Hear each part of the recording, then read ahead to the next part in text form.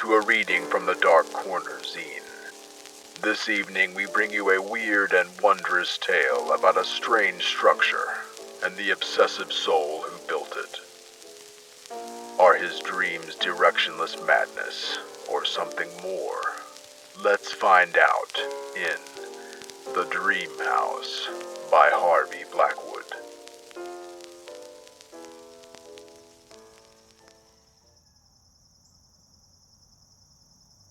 James Noah had been an enigma amongst the townfolk of South Mill for the last 20 years.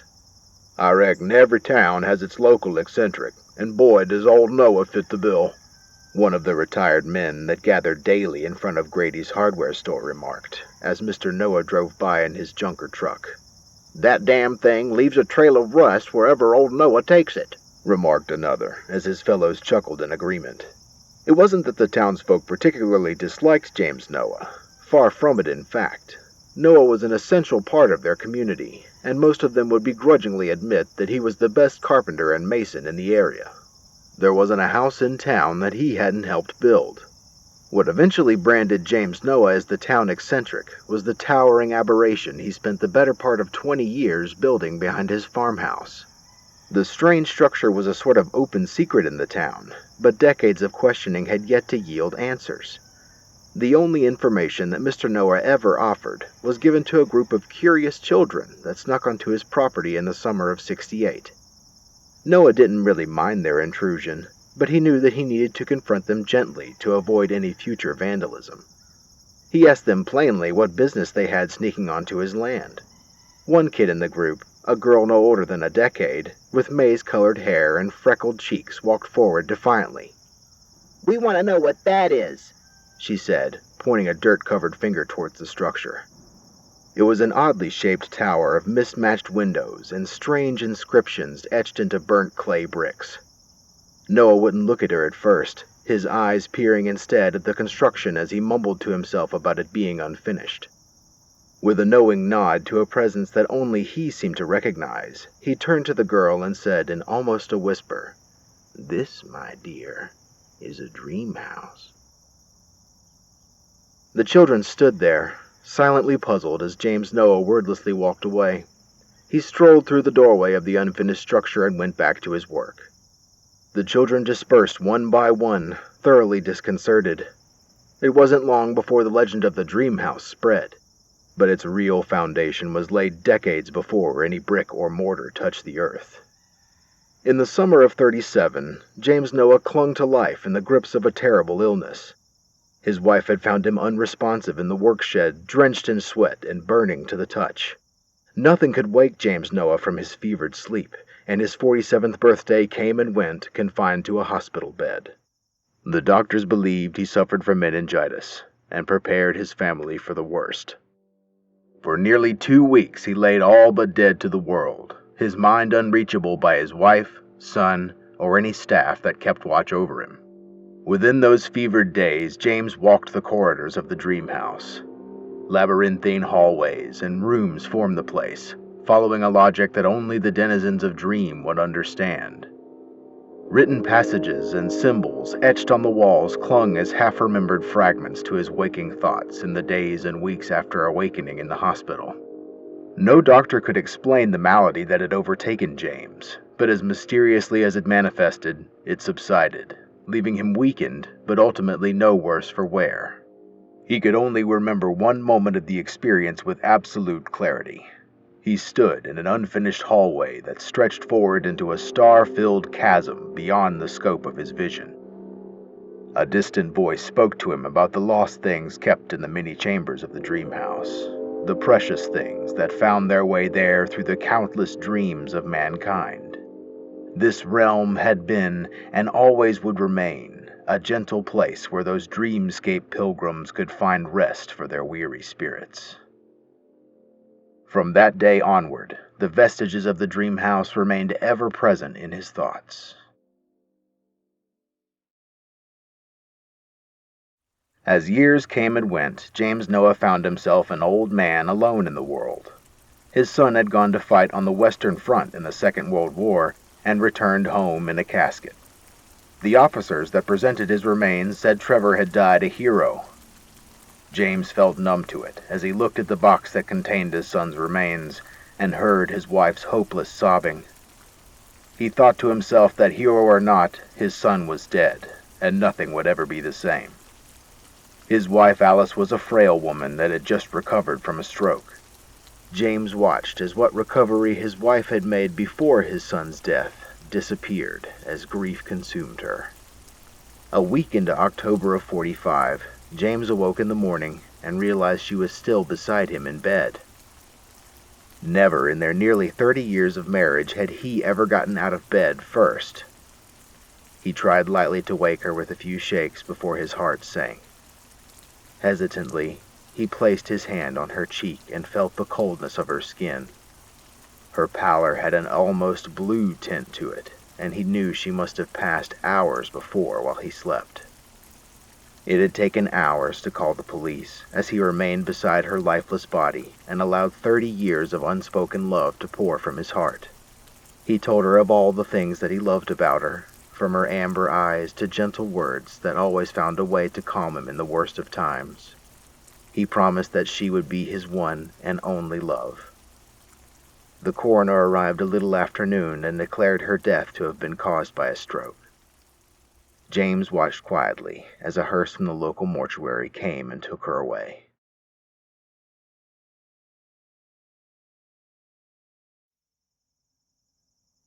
The funeral came and went in a sleepless haze, leaving James alone with his thoughts in the empty farmhouse. Unable to stand the solitude, he stayed busy with odd jobs and volunteered to drive the new South Mill Library bookmobile. Despite his Mason's upbringing, he'd always been an avid reader, having inherited his mother's love for books. He always found time to visit the library and browse through whatever new books graced the shelves.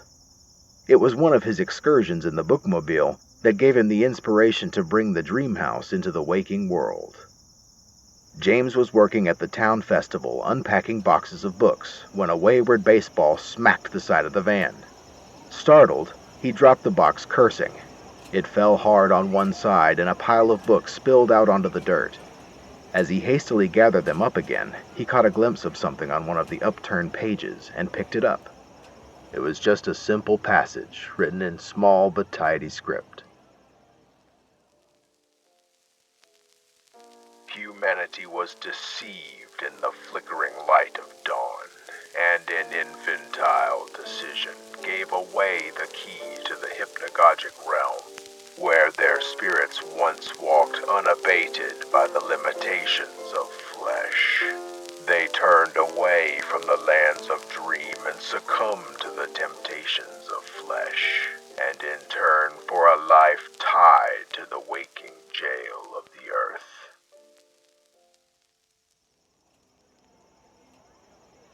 James had no idea what this meant, but a truth stirred in the shadows that concealed his soul in misery and loss. With shaking hands, he picked the book up and flipped through the pages. Most of them were heavily worn and faded, with cryptic passages lost to time. It was odd, though, that one page had managed to survive in almost perfect condition. He tucked the book away in the van and finished out his day. That would be the last time James Noah would be aimless in his endeavors. That was when the first mortar and bricks were laid for the foundation of the Dreamhouse.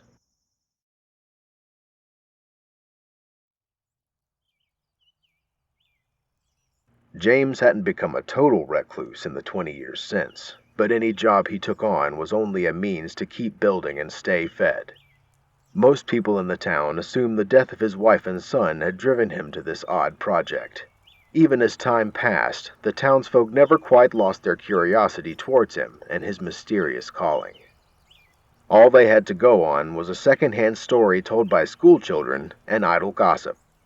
A few journalists from the city came to visit James, but their questions and city attitude never sat well with him, and none stayed for long. Articles lampooning him as an eccentric hick cropped up for months afterward. They called him an unremarkable backwoods artist, and dubbed the Dreamhouse a typical example of Southern folk art made from the simple mind of a God-fearing man. James didn't mind their insults, nor their presumptions of him. but the subsequent attention and a slew of unwanted visitors quickly disrupted his life and mission. He knew he didn't have much time left to finish the work, as his once steady hands were starting to shake and a tremor began to overcome his limbs. A visit from the sheriff in the guise of a welfare check nearly derailed everything. The sheriff arrived with 2 deputies one morning while James was repairing a vandalized inscription on the south side of the Dreamhouse, a quote that appeared on a once-faded page of the mysterious book. For every room and hallway he finished, a new passage would appear. His dreams, too, had become more and more tied to them. With every walk through the realms of dream, his understanding of their nature grew. The purpose of the words seemed cryptic to him, but he knew they needed to be inscribed. He preserved them on the walls and corridors of the Dreamhouse, somehow knowing this would bridge the gap between their world and his. He was getting so close.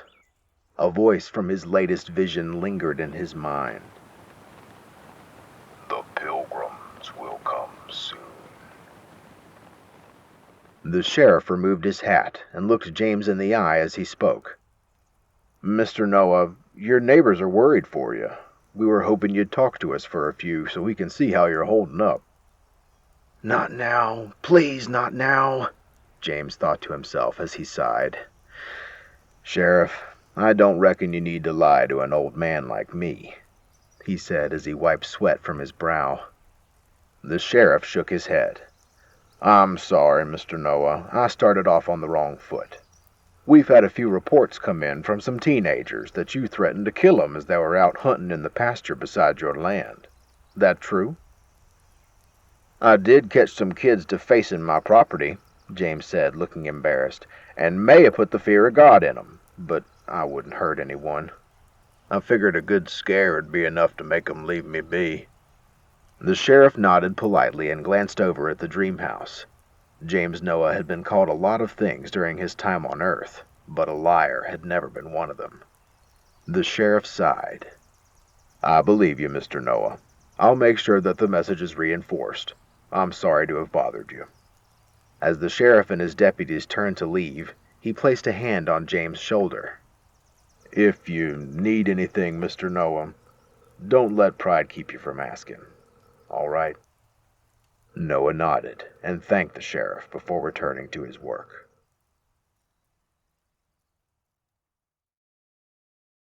Just as the sun was starting to set, James finished the final inscription. He sighed contentedly as he packed away his tools for the last time and climbed down. When he stepped back to see the Dreamhouse in its entirety for the first time, he was overwhelmed with pride. It stood before him, a beacon for those lost in the waking world. Feeling suddenly weary, he sat on the front steps to rest a moment. Looking out towards the setting sun, he waited as a shepherd does for the flock to come home.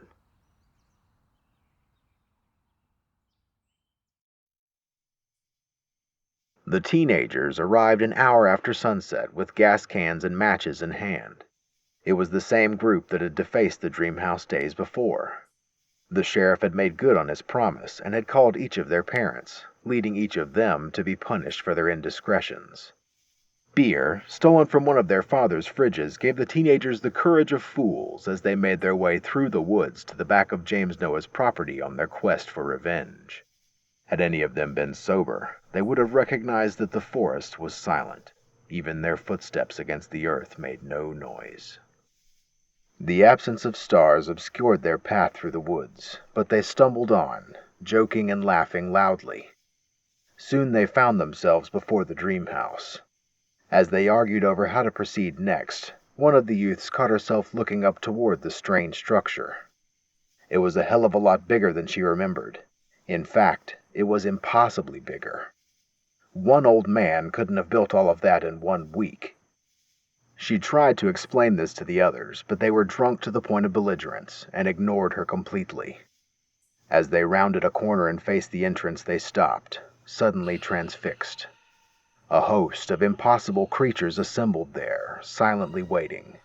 Their translucent forms varied so wildly that at first it seemed impossible to distinguish one from another. The entire field before them seemed like one mass of confused shapes and lights. As they watched in amazement and horror, individuals broke away from the crowd to walk, slither, crawl, or glide towards the Dreamhouse. The oniric procession moved slowly but resolutely forward to the entryway, where James Noah stood waiting. Among them were strange humanoids with elongated limbs and bulbous eyes, feathered bipeds that raked their serrated talons through the grass as they walked, lumbering giants that once stalked the land before God brought forth a great flood, and countless others too numerous and varied to comprehend. The dream house towered over them all now as they approached, spiraling up into the night sky above for what seemed like an eternity. James Noah embraced each of the wayward denizens of dreamland before they crossed the threshold, as if to welcome them home. In a panic, the teens retreated to the rear of the building and started dousing any piece of wood or burnable material they could. With a strike and toss of a match, they watched the flames creep up its walls like kudzu vines. A couple of them broke away and ran, but most found themselves rooted to the spot in awe. The light from the inferno grew until it was almost blinding.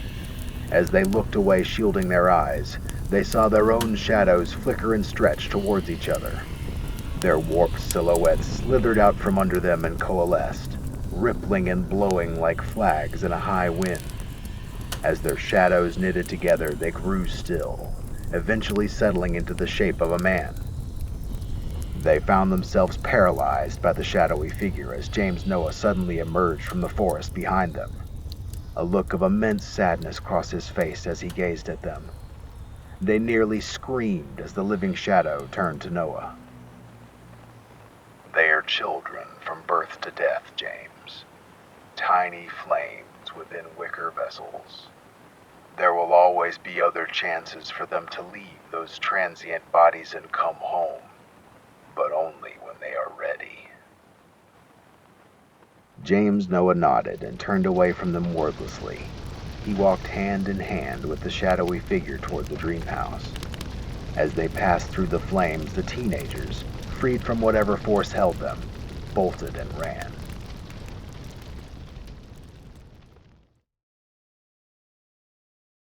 Folks from all over the county would repeat the same story for years.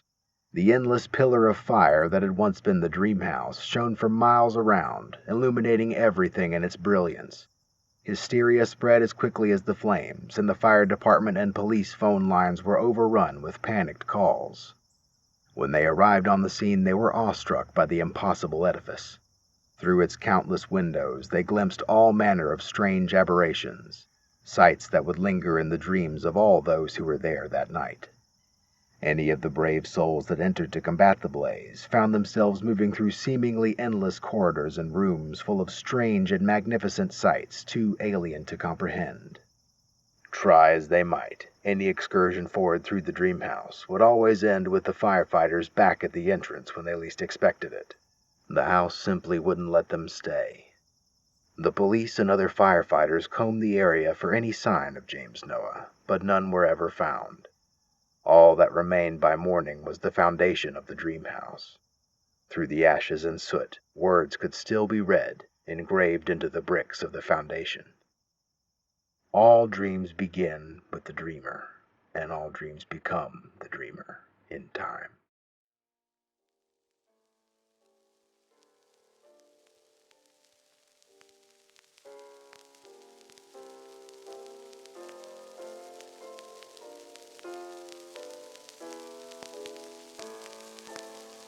Thank you for your attention, dear listeners. I hope you enjoyed yourselves. This evening's story appeared in issue number 1 of the Dark Corner Zine. Consider visiting thedarkcornerzine.limitedrun.com and purchasing one of our story collections. Without the support of people like you, this program and the story that inspired it would not have been possible. The Dreamhouse is copyrighted by Harvey Blackwood.